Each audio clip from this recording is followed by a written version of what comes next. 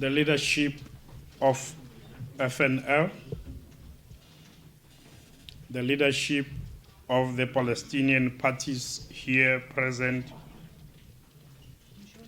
Ambassador of Palestine in Algeria, members of the media, ladies and gentlemen.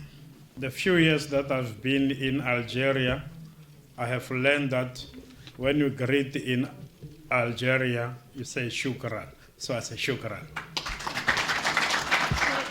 It's a great honor and privilege to contribute at a study day hosted by the Strategic Studies and Foresight Committee of the National Liberation Front, titled International Position Towards Israel Aggression on Gaza. This important event takes place at a time when the civilian peace and security are severely undermined by the ongoing war in Gaza. Most notably, the seminar takes place against the background of continued delay by the international community in ensuring that the Palestinian people are afforded their right to sovereignty and territorial integrity. Based on this, South Africa maintains that the question of Palestine should be resolved through a two-state solution. Protracted occupation of Palestine by Israel, including the ongoing war in Gaza, compelled South Africa to seek international legal intervention within the mandate of the International Court of Justice. As we are all aware, South Africa called upon the court to indicate provisional measures that were contained in the application, which included, as I will read them, Israel's suspension of military operation in Gaza, Israel to ensure that armed units take no steps in furtherance of military operations, that both South Africa and Israel take all reasonable measures to prevent genocide, Israel to desist from the commission of any acts falling within the scope of Article 2 of the Convention, including rescinding orders that contributed thereto, and to ensure that its military and those under its control do not engage in acts of genocide or related crimes, and that steps are taken to punish such acts pursuant to Article 1, 2, 3, and 4.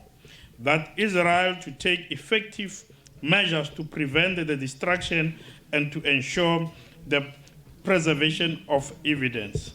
That Israel to report to the court on measures it has taken, and that Israel to refrain from action that may aggravate the dispute before the court. Based on the above submission, the International Court of Justice ruled that Israel shall take all measures within its powers to do the following: prevent all acts of genocide as contained in Article 2 of the Genocide Convention, and prevent and punish direct and public incitement to do so. To take effective measures to provide urgently needed basic services and humanitarian assistance, to ensure effective measures are taken to prevent the destruction of evidence and ensure its preservation, and to provide a report to the court on the measures it has taken to give effect to these provisional measures within 1 month. South Africa observed that the ruling by the International Court of Justice marked a decisive victory for the international rule of law and a significant milestone in the search for justice for the Palestinian people. Through this ruling, the International Court of Justice has determined that Israel's actions in Gaza are plausibly genocidal and has indicated provisional measures on that basis. For the implementation of international law, the decision is a momentous one. South Africa thanks the court for its swift ruling. South Africa further knows that the United Nations Security Council is formally notified of the court's order pursuant to Article 42, subparagraph 2 of the court's statutes. The veto powers yielded by individual states cannot be permitted to thwart international justice, not least considering the ever-worsening situation in Gaza brought about by Israel's acts and omission in violation of the Genocide Convention.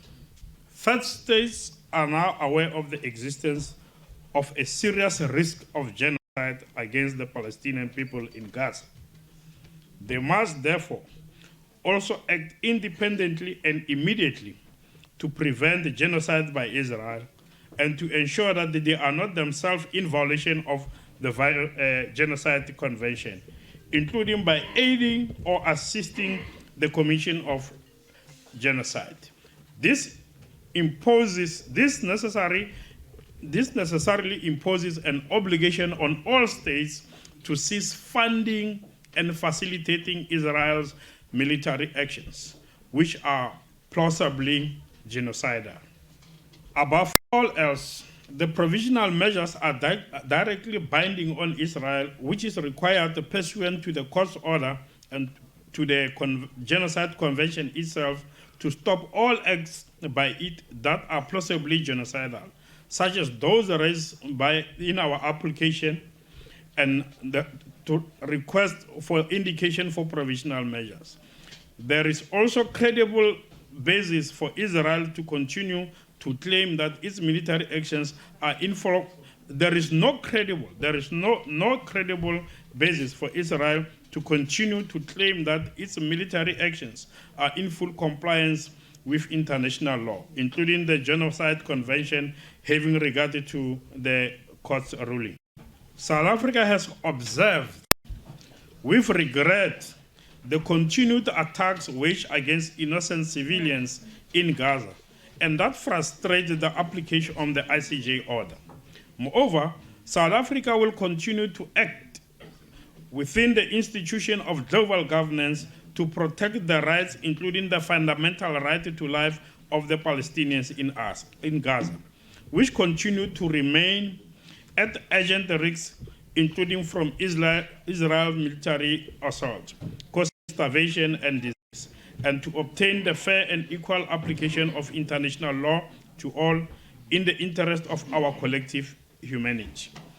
Most notably, South Africa will continue to do everything within its power to preserve the existence of the Palestinian people as a group, to end all acts of apartheid and genocide against the Palestinian people, and to work with the Palestinian people towards the realization of their collective right to self-determination, as Nelson Mandela momentously declared, I quote, "Our freedom is incomplete without the freedom of the Palestinian," end quote.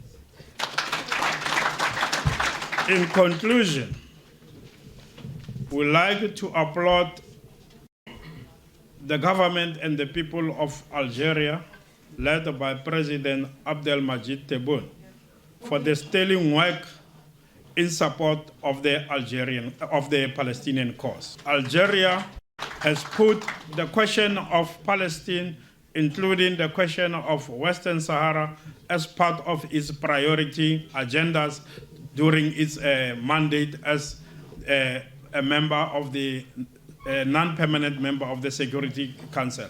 And we guarantee Algeria our full support. Shukran.